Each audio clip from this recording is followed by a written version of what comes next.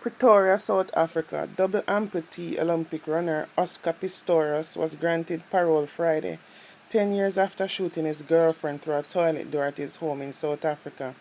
In a killing that jolted the world, he will be released from prison on January 5th, but will be constantly monitored by parole officers for 5 years until his sentence expires.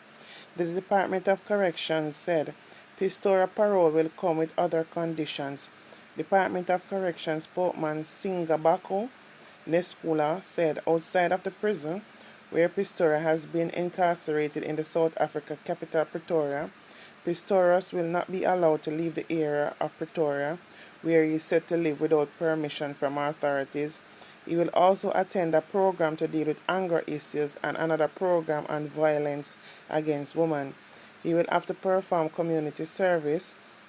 Parole does not mean the end of the sentence. It is still part of the sentence. It only means the inmate will complete the sentence outside a correctional facility. Nexumalo said, what will happen is that Pistorius will be allocated a monitoring officer. This officer will work with him until his sentence expires.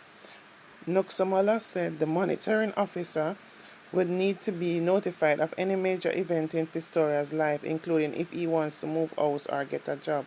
We have to be informed of each and every activity, Nxumalo said. Pistorius will not wear a monitoring bracelet as that is not part of South Africa parole procedure, Nxumalo said. Pistorius' sentence will expire on December 5, 2029. The decision to grant parole was made at a hearing at the prison earlier Friday.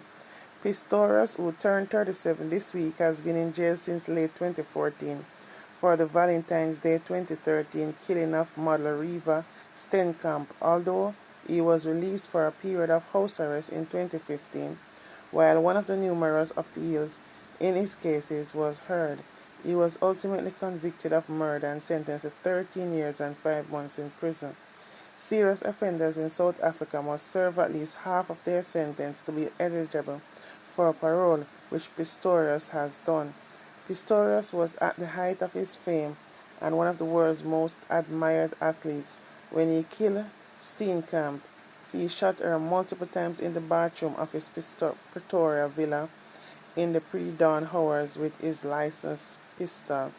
Pistorius' parole hearing was his second in the space of 8 months.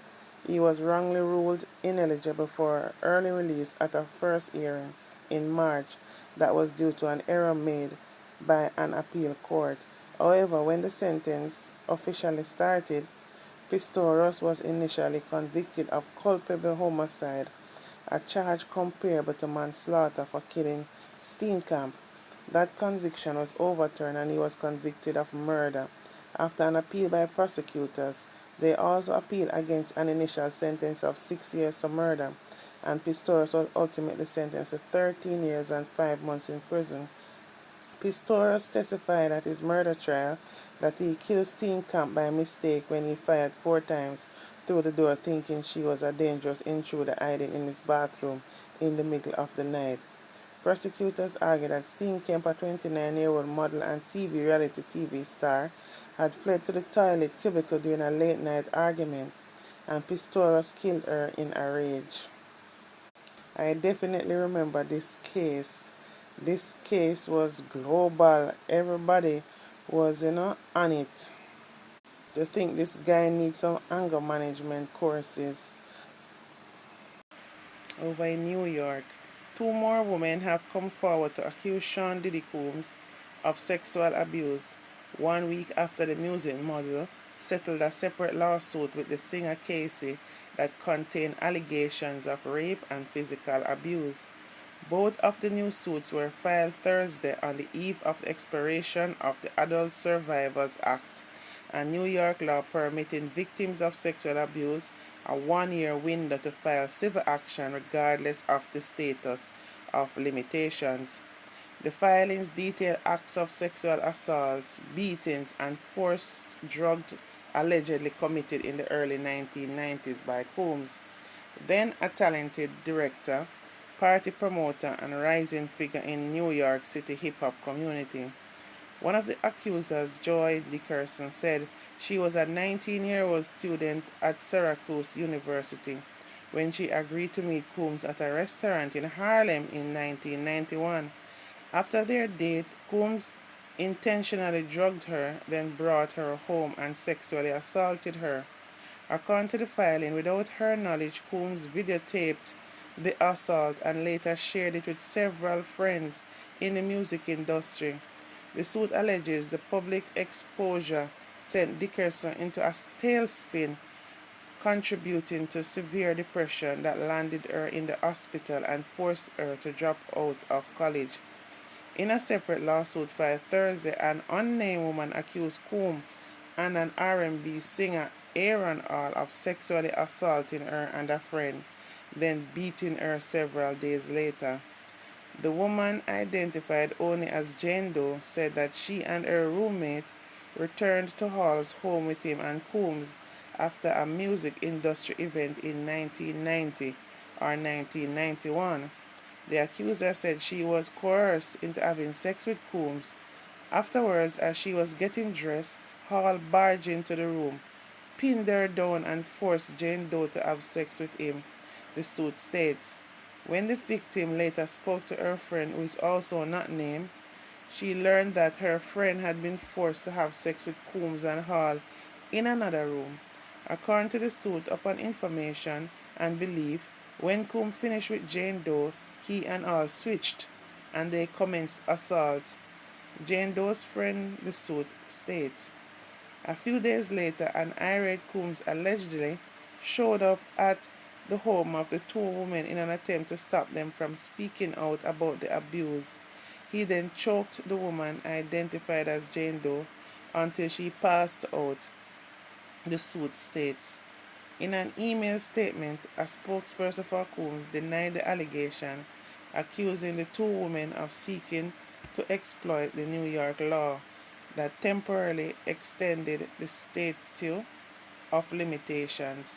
An email inquiry to Hall was not returned. Tyrone Blackburn, an attorney for the unnamed accuser, said his client was in the process of securing medical documents and witness statements to support her suit, which was filed late Thursday in an effort to preserve the statute of limitations.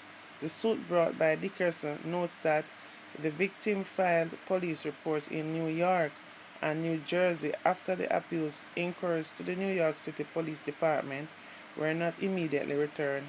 It was not clear which other jurisdiction the reports were filed. After the filmed assault, Dickerson said she approached friends in the music industry asking them to confirm the existence of the revenge porn tape, but was rebuffed by those who were terrified that Coombs would retaliate against them and that they would lose future business and music opportunities. The Associated Press does not typically name people who say they have been sexually assaulted or abused unless they come forward publicly, as Dickerson has done. In years after the alleged assaults, Coombs, now 54, would found his label, Bad Boys Records, helping to produce Mary J. Blige and Biggie Small, on his way to becoming one of the most influential hip-hop producers and executives in the genre's history. The pair of lawsuits follows a separate set of explosive allegations made last week by Cassie Ventura, who said that Coombs subjected her to a pattern of abuse during their years-long relationship, which began in 2005 when she was 19 and he was 37. Among the allegations, Ventura said Coombs plied her with drugs, subjected her to savage beatings, and forced her to have sex with male prostitutes while he masturbated and filmed them. When she tried to end the relationship in 2018, Coombs raped her, she alleged. The lawsuit was settled one day after it was filed for an undisclosed sum. In a statement shared by her lawyers, Ventura said she wanted to resolve this matter on terms that I have some level of control. Coombs said, "We have decided to resolve this matter amicably. I wish Cassie and her family all the best. Love." What I find crazy is that these women took so long to file lawsuits, because something like that happening to you, you should lawyer up like long time. And these are the reasons why when you don't take action early enough, you don't get to prevent it from happening to other people. Because just maybe, if these allegations are true, he would have changed his ways from the first court case that would have been filed against him. I notice all P. Diddy allegations is surrounding sex.